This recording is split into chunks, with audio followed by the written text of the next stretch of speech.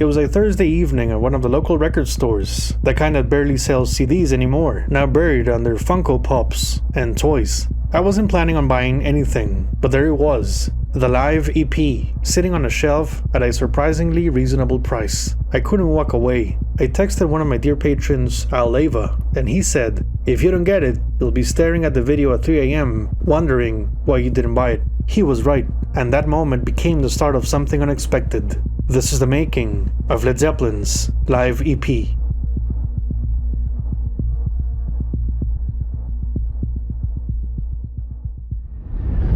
Released on September 12, 2025, the EP celebrates 50 years of Physical Graffiti. And even though the actual anniversary was in February, you know what Jones once said about Led Zeppelin's timing. 5 years is like 5 minutes in Zeppelin time.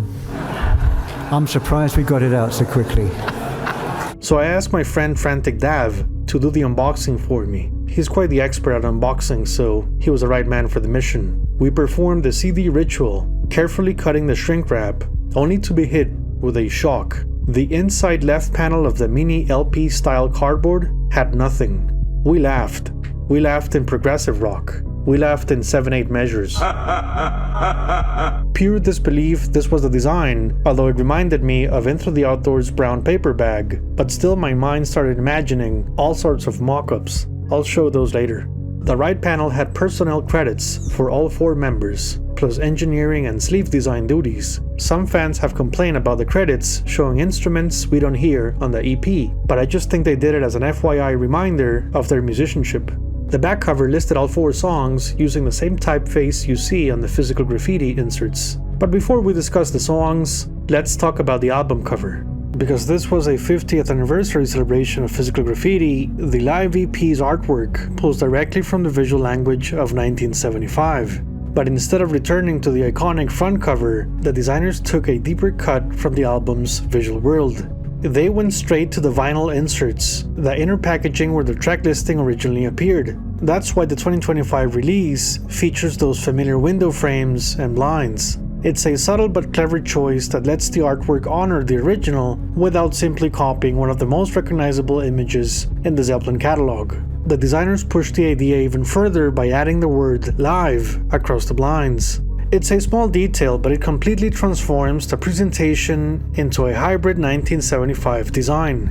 A blend of the album's inner artwork with a fresh modern function. Combined with the Into the Outdoors style brown paper bag, the packaging lives up to its best-of moments nature. It becomes more than just a sleeve. It turns into a multi-layered tribute to the Swan Song era as a whole. Every element feels intentional, as if the goal wasn't only to release live material, but to celebrate the band's entire mid-70s identity. What makes it even more interesting is the architecture itself. These windows and building style don't resemble the New York City tenement from the original Physical Graffiti cover. Instead, the look leans toward older London structures, the kind you'd find at Swan Song's former offices on King's Road. So even back in 1975, the band wanted a tale of 2 cities, New York City and London, displaying their new role as Swan Song Records businessmen.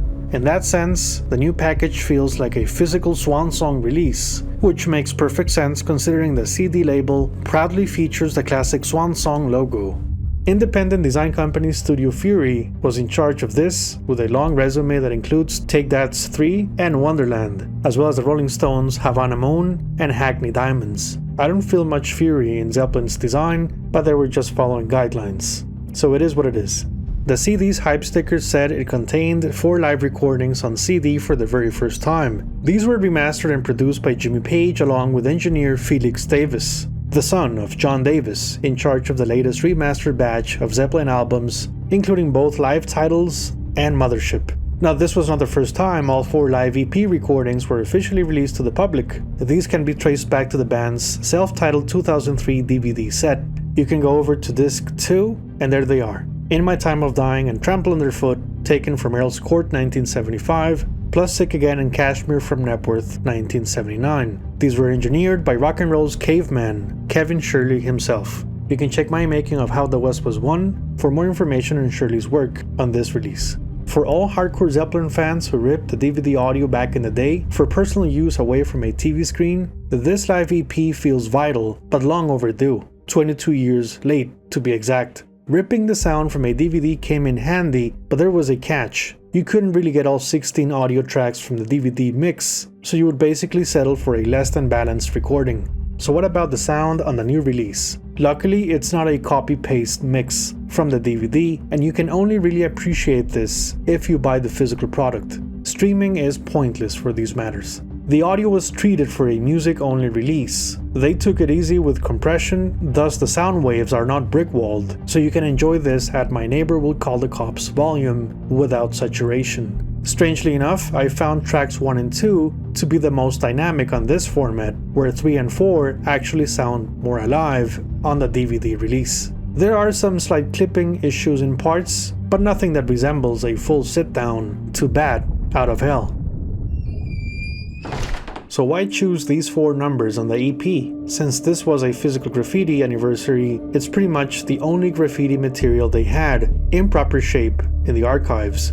Plus, they did not record their US 1975 tour in support for their brand new album. The available stuff from 1975 through 1980 is very limited. It's pretty much down to 3 nights at Earl's Court 1975, where one concert didn't capture Bonzo's bass drum, and both Knepworth dates in 1979.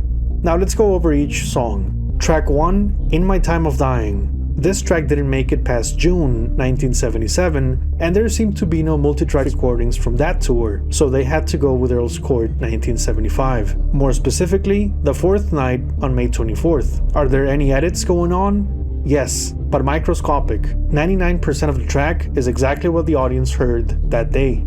3 Let Me Hear Ya's were cut, 1 Oh My Jesus was patched, plus a quick Bonzo snare bit.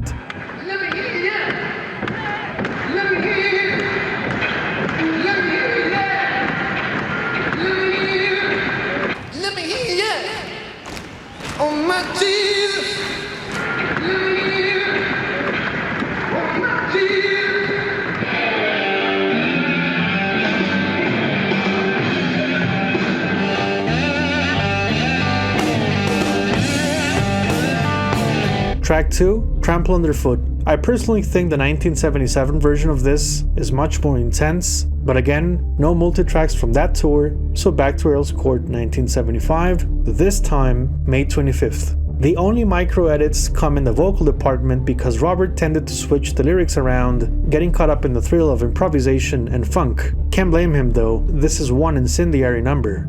Second split fragments were taken from May 23rd and 24th at Earl's Court. The level of precision here is astonishing, down to replacing a word on a verse. Where Zappa did it for his live albums, Jimmy Page really went the extra mile to create the best product for fans.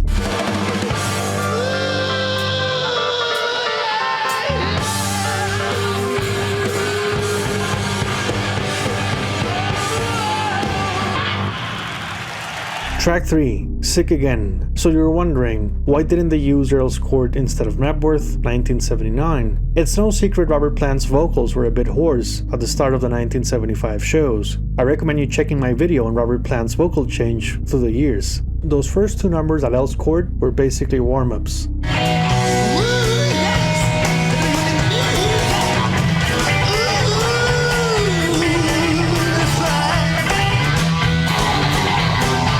But there's another reason. The Knepworth performance is simply better. Sick Again never reached its full potential in 75, and it wasn't until the 77 tour that the song really took off as a mighty powerful second number in the set. Fast forward to 1979, 2 fantastic warm-up gigs in Denmark, the band locked in, and by the time Knepworth arrived, Sick Again finally fit their time and place. A more mature sound without losing an ounce of dynamite. The version of the EP comes from August 4th, 1979, with only 1 touch-up, the word Paradise, flown in from the second show to replace a vocal crack. That's it.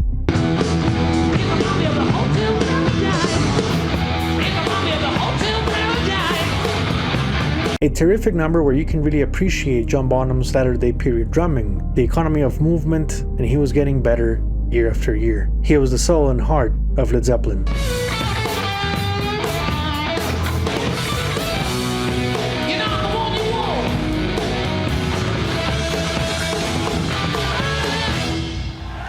Track 4, Kashmir. Like the previous song, they didn't use Earl's Court out of Robert's vocals, and to an extent, Jumble Jones's Mellotron back then was a bit unstable and had no real low end for textures, so the track feels a bit flat. Although I personally think Jimmy's Les Paul sounds and looks better for Kashmir than the Danelectro, their Knebworth version remains superior for many reasons, including Jonesy's Yamaha GX1 keyboard providing long drone notes behind where the 1975 keys just couldn't. Add in the magnum punch of Bonham's stainless steel drums and you've got yourself a killer sound. Note, there are no edits on this track, it's as live music gets.